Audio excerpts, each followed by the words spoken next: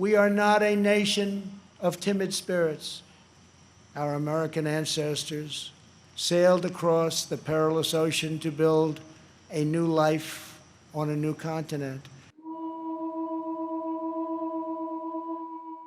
In 1779, General John Sullivan led 6,000 Continental Army troops on a mission to wipe out communities of the Iroquois Confederacy in upstate New York. Sullivan's troops methodically looted and destroyed every Iroquois town and village on their route, their progress marked by smoldering villages and blackened fields. Roughly 50 towns, 1 million bushels of corn, 50,000 bushels of vegetables, and 10,000 fruit trees were demolished, leaving death and starvation in their wake.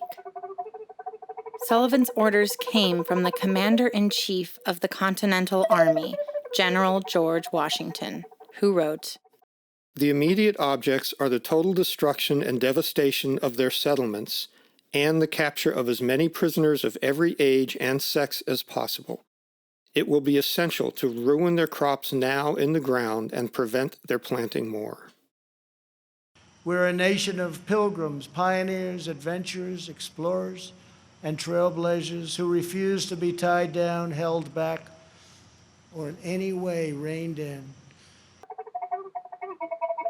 On December 26, 1862, 38 Dakota Santee Sioux men were hanged in Mankato, Minnesota. Surrounded by 1,500 Union troops and a howling mob of 4,000 white settlers, they were hanged simultaneously. This was the largest mass execution in U.S. history. The execution order came from the President of the United States, Abraham Lincoln. Forced off of their land and into starvation, the Dakota had fought a futile war against the Union Army. After the hangings, more than 1,600 Dakota were exiled to a disease-ridden concentration camp on Pike Island.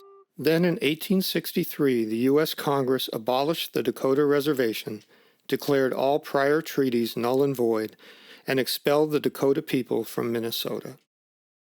These pioneers didn't have money, they didn't have fame, but they had each other.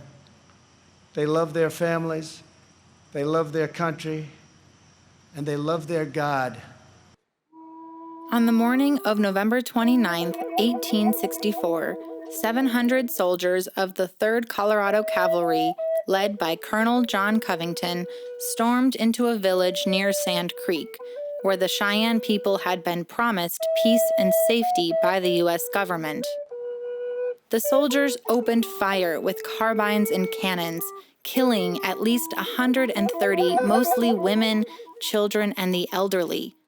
Before leaving, the soldiers not only scalped the dead, but cut off body parts as trophies.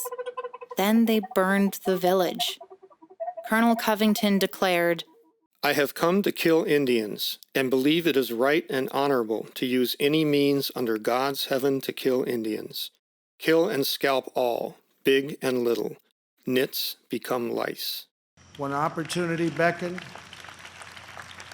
they picked up their Bibles, packed up their belongings, climbed into their covered wagons, and set out west for the next adventure. In 1846, before the 1848 gold rush, 150,000 Native Americans were living in California. By 1873, only 30,000 Native Americans were left alive, and by 1880, they numbered 16,277. This was accomplished by starvation, disease, imprisonment, and massacres.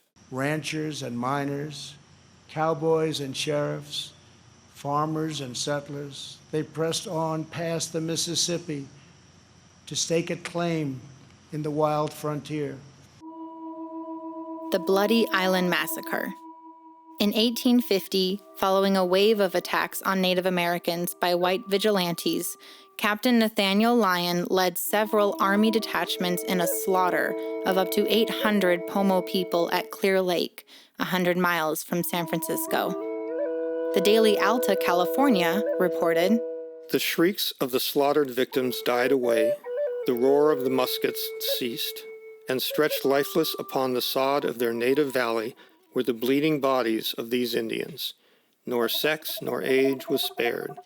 It was the order of extermination, fearfully obeyed. Legends were born. Wyatt Earp, Annie Oakley, Davy Crockett, and Buffalo Bill. The Sacramento River Massacre. In 1846, as many as 1,000 Wintu people were murdered while fishing by a band of white men led by Army Captain John C. Fremont and guide Kit Carson. Americans built their beautiful homesteads on the open range. Soon they had churches and communities, then towns, and with time, great centers of industry and commerce. The Yon Taket Massacre. In 1853, a band of white vigilantes attacked a spiritual pilgrimage of Tolowa and Yurok tribes, killing hundreds.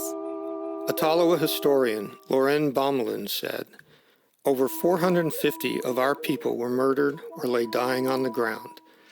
Then the white men built a huge fire and threw in our sacred ceremonial dresses, regalia, and feathers, and the flames grew higher. They threw in babies. Many of them were still alive, and they burned the village to the ground." That is who they were. Americans build their future. We don't tear down our past. I want every child in America to know that you are part of the most exciting and incredible adventure in human history.